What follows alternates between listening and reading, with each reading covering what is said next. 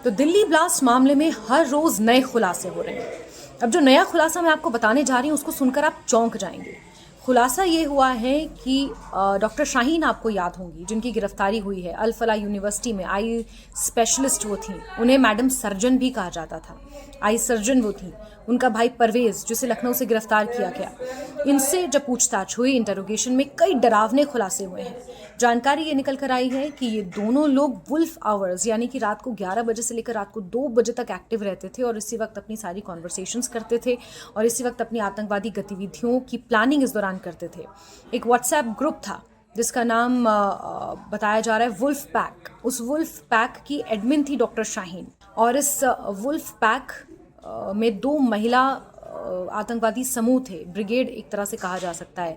अरोरा और लूना, उनका नेतृत्व डॉक्टर शाहीन कर रही थी। कोडवर्ड इसमें इस्तेमाल होते थे, कोडवर्ड्स के माध्यम से बातचीत होती थी।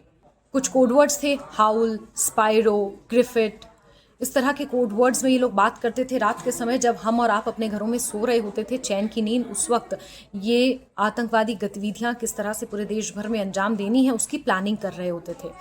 इसके बाद परवेज, जो शाहीन का ही भाई था, जब उससे पूछताछ की गई तो उससे पूछताछ में भी कई खुलासे हुए। परवेज से जो कई दस्तावेज मिले हैं उससे भी कई खुलासे और होने की उम्मीद है।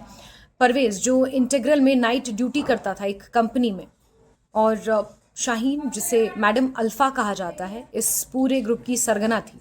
और डायरेक्ट बताया जा रहा है कि मसूद अजहर की बहन, जो जमात उल मोमिनात चलाती हैं पाकिस्तान से, उसके साथ संपर्क में थी और भारत में इसी तरह से महिला ब्रिगेड वो इकट्ठा कर रही थी इन व्हाट्सएप ग्रुप्स के जरिए। और यही शाहीन किस तरह अटैक करना है इसकी जानकारी देती थी, रणनीति इसकी बनाती थी। और लोन वुल्फ अटैक यानी कि फिदाइन हमले की एक प्रक्रिया, एक तरह की ये प्रक्रिया कह सकते हैं, या फिदाइन जो आत्मघाती हमले होते हैं उसमें लोन वुल्फ अटैक का जिक्र होता है। तो लोन वुल्फ अटैक की जो भी तैयारी होती थी या किस तरह से इसे अंजाम देना है उसकी तमाम जानकारियाँ ये डॉक्टर शाहीन ही देती थी। कितनी ख़तरनाक ये महिला थी और कहीं ना कहीं अब रेडिकलाइजेशन से इसके पूरे तार जुड़ते हुए नज़र आ रहे हैं इस पूरी गुत्थी के।